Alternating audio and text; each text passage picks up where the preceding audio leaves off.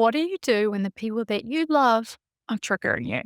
I mean, you can do all the inner work. You can read every book. You can still fall apart at the dinner table because someone made a comment on your body. That's what I want to talk about today. We're going to talk about the people in your life who maybe sometimes make your relationship with food or eating or your body a little bit harder. I mean, maybe that's your mum, right? Mum who's always on a diet, or a partner who sometimes makes comments, or a friend who pushes food on you, or maybe a friend who doesn't eat anything at all. There's lots of different people like this in our life, and it's time to chat about that relational side of binge and emotional eating. And yeah, it is really hard. It is so hard. And healing in isolation, which we often do, that's hard. But healing while someone across the table is impacting your progress, that's a different kind of hard. So I'm going to explain why other people's behavior around food affects you probably much more than you think or want it to. And I'm going to give you some practical strategies for what you can actually say in those moments, some real scripted examples that you can steal. And I'm also going to tell you what to do when someone you love they're just not going to change. That's the reality of it, and it's not yours to carry. Let's get into it. Hey besties, welcome back to the podcast for women who are done diluting themselves with, diet culture's bullshit, and they're ready to go be their whole vibrant selves. I'm Nick Garbedia. I'm a registered counsellor. I'm a recovered binge eater myself, and I am a committed diet culture dismantler. So to help you do that, I'm going to be talking about something that I think is maybe one of the topics that's a bit underserved in this whole food freedom space. What we're going to be talking about is the people around you, the people that you love, the people that you respect, and how sometimes they can be quite triggering. So much of the recovery conversation is centered on you, right? Your habits, your triggers, your nervous system, your inner dialogue. And yes, we've got to do that work. We've got to go there on those topics. But the reality is, you're not eating in a vacuum, are you? You are eating with other people. You're eating in the community and in families, within your friendships. You eat next to a partner, maybe. And some of these people, at times, can be a bit of a nightmare for your healing. So let's get into maybe who these people are, why they affect you the way they do. And I'm also going to give you some practical strategies and some scripts, as I mentioned at the start. Real world, real situations. Let's get some tools under your belt, right? I know that when you know something is a trigger, that's just like half the job, right? But when you actually know what to do about it, you can go away, give it a go, see if it helps. So let's get into it. Let's start off by talking about the mum who's always on a diet. And I want to start here because it's the most common one. I hear it all the time. Maybe it's in your life. Maybe you grew up watching your mum. Maybe she was always like calorie counting, doing her macros, being naughty, having a guilty treat, whatever the currency was of that decade. Maybe there's foods that were bad or naughty or foods that were good. And of course, you absorbed all of that, long before you were old enough to think critically about it. Or maybe she comments on your body now. Maybe she didn't. Maybe she comments on hers. Again, all of that matters because you've been watching for a long time and you've been taking notes. And I did a prior episode on parenting. So if you want to go back and listen to that for yourself, I mean, the research is really showing that kids who grow up who watch a parent engaging in diet culture behaviors, they are way more likely to develop disordered eating behaviors themselves. And it's not because mum didn't care or she was malicious, right? It's just because kids are sponges. They watch the adults around them and they think, okay, this is how it works. This is how I relate to myself. This is what girls do around food. This is what food means. So, of course, when you fast forward to now and you're doing this work, you're trying to heal. That's why you're listening. You go home for dinner and maybe mum started her next new thing. Maybe she's talking about she was really bad at lunchtime. And when you hear that, you feel it, right? You feel that pull. You feel that static. And she's not trying to hurt you, but it doesn't mean it doesn't hurt because her relationship with food is hers. You have nothing to do with that. You didn't cause it. You can't fix it either. And her doing that at the table doesn't mean that you have to also ride with it or tolerate it, because that space between her behavior and your response, that's actually the space that you're building your recovery in. And you've got to do some practice. And I'll talk about this more soon. But let's talk about another person now. And that's the partner who makes comments. And this one can be really painful because, of course, it's so intimate. Maybe they say things about what you're eating. Maybe they've gone silent in a way that felt really loaded. Maybe they've tried to help. Maybe they're suggesting that you don't need that, or, oh, you've been so good lately. Are you sure? Maybe they're on their own thing. Maybe they're doing their own diet, or maybe they're just like super healthy and they want to drag the whole household into it and it feels like pressure. Partners in particular, they can make food comments because, of course, food and bodies are so deeply tied up into how we're taught to show other people we care about them, right? Especially for people who grew up in families where love looked like monitoring each other's health. I mean, they might think they're being genuinely helpful, but it actually doesn't make it okay. It means that you need to have a chat about it. And I know it's uncomfortable and it can be really scary. It doesn't mean that your partner is a bad person because they're saying these things from time to time. But early on in your recovery, you're probably still going to have moments where you need to say, hey, honey, I just need you not to comment on what I'm eating right now, please. And again, I'm sure that comment's not coming because they're trying to be mean, they're doing anything terrible, but you're in a really fragile phase, right? When you're healing.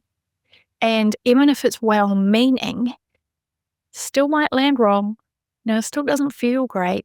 And so being able to say that to your partner and to have a conversation about it is actually part of your healing process too. It's really important.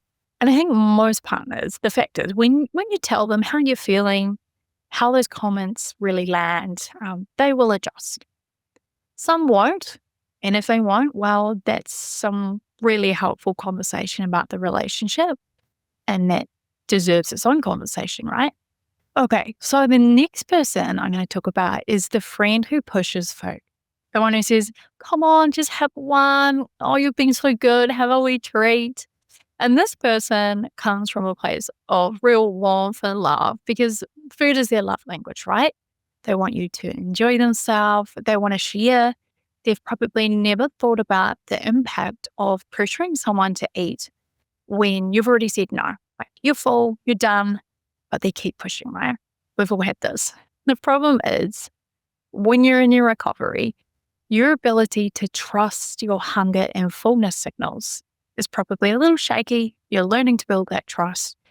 And when you have someone who's overriding that with social pressure, even if it's lovingly, it trains your brain that external cues, they matter more than internal ones. So that's the opposite of what you're aiming to do while you're working on your relationship with food. So you don't need to explain this whole healing process to your friends, but you can say things like, thanks so much, but I'm good. I'm good. And hold that line. Be warm, be clear. Don't have to over-explain it. Because they continue to push and say, no, go on, have some. Say, hey, I'm not hungry right now. I'll have some more later if I'm up for it. Usually that will do the trick because it's not about rejecting them. You're not trying to be rude, but you are trying to honor what your body is telling you. And you can still participate in sharing love through food. And I really want you to. It's one of the joys in life. But I want you to be honoring your body. Okay, the last person I want to talk about is the friend who doesn't eat anything or very little. And this one can really fly under the radar as a trigger. And I think that's why it's so important to talk about it, right? So this could look like you go out for dinner. Maybe she orders a salad with no dressing and eats a little bit, pushes it around on her plate, waves away the dessert menu. Maybe she's saying things like, oh, I'm just watching myself lately, or I'm being super bad. Need to get back on track. Those old lines that we use on ourselves. And when you hear those kind of things, yes, it is going to trigger something. It's going to have this comparison come up, maybe some shame. Maybe you'll feel a sadness.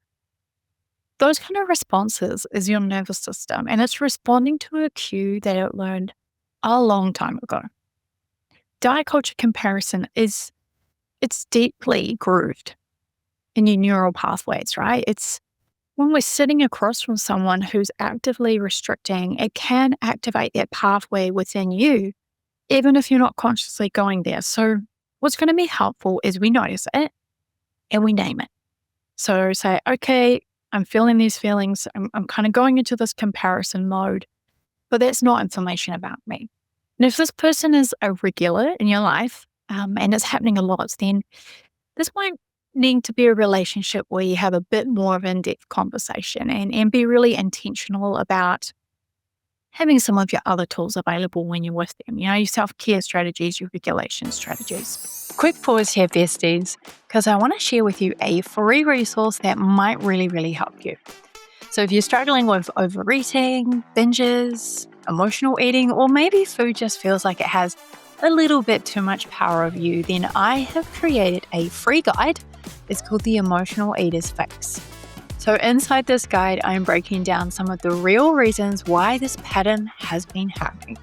And I'm going to walk you through a few simple tools that you can start using straight away to shift your relationship with food and your body. It's totally free. You can just grab it through the link in the show notes. All right, let's jump back into the episode. I said I was going to give you practical strategies. So now's the time where you can go there. So we know that other people are a trigger. Cool, that's really useful. But what do we do about it? That is what's going to change things. That's what's going to protect our journey. In the breakup, I do a whole module on relationships, communication, protecting your recovery, because, it's real. And the relational piece, it's just not a nice to have sort of add on. It is absolutely core. It's absolutely essential that you nail this. And that's why I give it its own module, right? Is we cannot control other people. We can't control what they say, what they order, what they share online. We can't control what's trendy in society, what ads are being pushed at us this week. We can't decide what some influencer is saying about cutting out sugar today.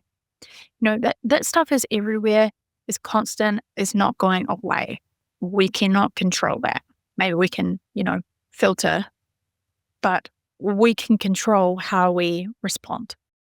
And so one of the most powerful things that you can do in building on your recovery journey is having real clarity about where your limits are and your ability to hold them without every dinner, having to be a confrontation or a conflict. It doesn't have to be anything like that.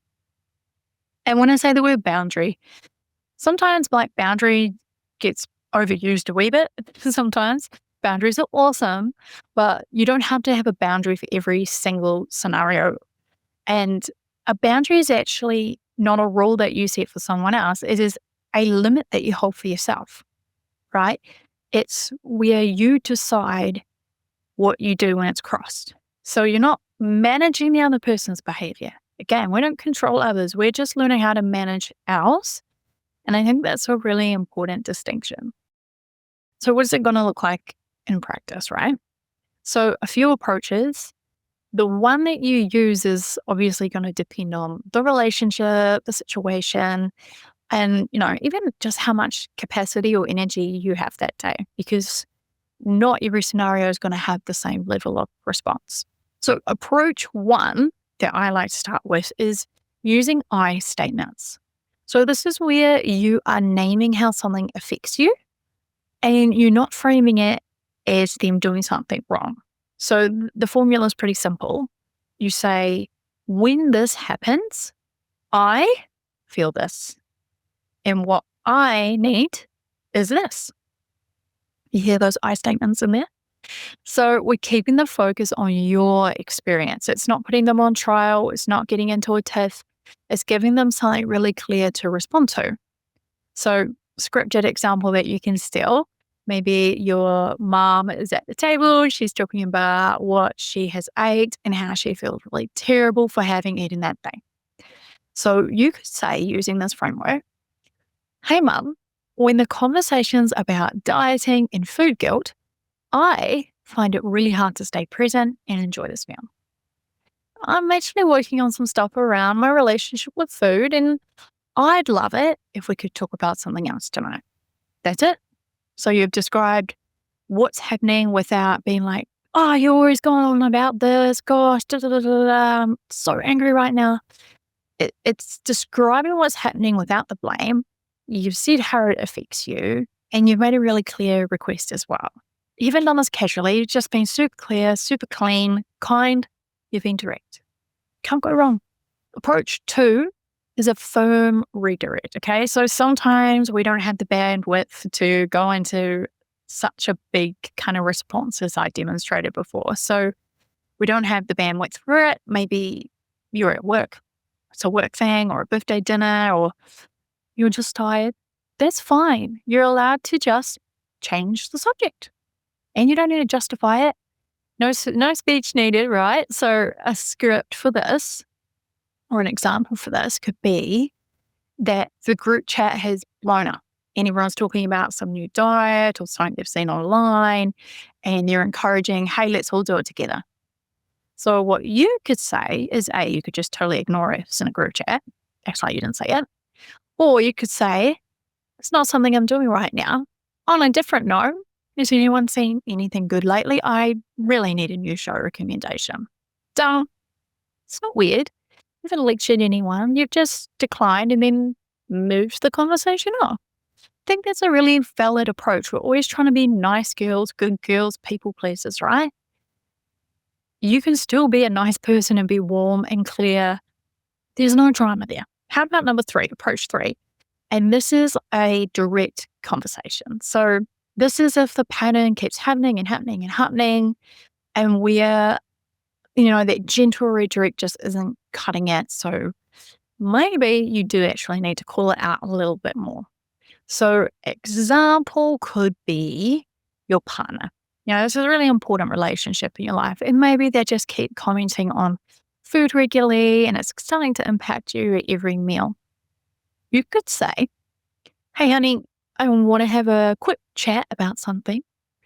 I want you to know that when you comment on what I'm eating, even if it's coming from a good place, I actually feel watched and I'm feeling a bit anxious and it's making mealtimes really stressful for me. So what I need from you, can just let me eat without the commentary. Not asking you to change what you eat or what you do, but I just really love this one thing from you. Notice that I use that I statement. You've acknowledged their intention without excusing the impact. You know it came from a good place. They're trying to be helpful. But you've also let them know, hey, it made me feel like this. And you've made a request. You've been specific and concrete about it. And it's not easy, I admit, but it will be so helpful for you. And what happens after that, if they don't follow through, that's on them. You've put the boundary in, and if it isn't respected, try to voice it again. Same words, stay calm. Hey, honey, I've mentioned this before, and it's actually still important to me. If they keep crossing that repeatedly after you've been super clear, then that is information. Okay. Not about you, not about your worth, but about how much this person is willing to show up for your healing. It's important. Now, what I want you to take from all of this today is that you don't have to earn the right to protect your healing. And you don't have to justify yourself. Don't have to wait until you're far enough along in recovery before you're allowed to be setting boundaries and holding limits. You can do it today. You can do it right from where you are. Every time you do this, what you're doing is you're sending your nervous system a message. You're letting yourself know, hey, I am safe. I've got my own back. I'm choosing me. And that's what recovery is, right? That's recovery in action. So the final part that I think will be really helpful for us to chat about today, it doesn't really get, I think, talked about enough. I want to talk about when someone in your life is also struggling with their relationship with food. And what can happen in those scenarios is sometimes that your healing and the changes in your behaviors and mindsets and language, all of that, can actually feel really threatening to them. And it may not be conscious, but the fact is you're changing. You're opting out of the conversations around diet. You're eating more freely. You're not joining in on that, oh, I suck, I'm being so bad kind of chat. And what that does is it holds a mirror up to them. And sometimes they just don't want to go there. They're not ready. That's okay. Sometimes the person who pushes back on your recovery, or the person who's making comments or rolling their eyes, it's not because they're trying to be cruel. It's because, again, that mirror's being held up and you're showing them something about themselves and they are uncomfortable. It's distressing. And it's not your job to fix that for them. Stay in your lane. Focus on your healing. And be a role model. Be a living proof that actually there is another way and you can be happy and you can feel free around food. Sometimes the best thing that you can do for the people around you is just refuse to go back to that space and to keep moving forward. So before I let you go, let's just wrap this all up. Let's do a recap. Bring it back to what matters. The people around you aren't your enemy, right? They're part of the picture. And if you're pretending that they're not part of the picture and you're just soldiering your way through every dinner, getting triggered or feeling like every comment is really loaded and you don't have a plan, then you're going to burn yourself out. Okay, we can't control what mum says at the table. You can't necessarily control whether your partner gets this straight away, gets what you're trying to do. You can't control what your friend orders or doesn't, or what she says about it.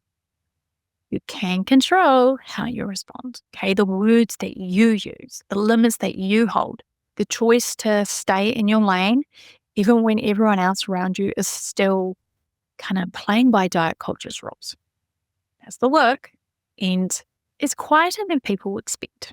It's actually not going to turn into big dramatic confrontations. Maybe some people, that's a them thing. But mostly it's going to look like just putting your fork down and saying, hey, not talking about my plate tonight. And it looks like being warm and clear and saying, hey, I'm good, thanks, when someone pushes food on you. Or it looks like changing the subject without feeling a need to apologize or not losing sleep over it. You are allowed to protect your healing. You don't have to earn that right. Again, don't need to explain it. Do not need to justify it. So I hope that was helpful. I will see you again next week. I'm here every week with another episode to support you into a life of food freedom, being binge free, having your shit together and feeling empowered. Let's talk again next week. Ciao. All right, besties, that's a wrap for today. If you want to go deeper, check out the links in my show notes. You're going to find free resources, ways we can work together, and more details on my signature program, The Breakup. This is your roadmap to help you to break free from binge and emotional eating for good. If this episode has helped you, please hit follow or subscribe so you don't miss the next one. And if you're feeling extra kind, leaving a quick review really helps this podcast to reach more women who need it. Take care of your beautiful self, bestie, and I'll see you in the next episode. Ciao.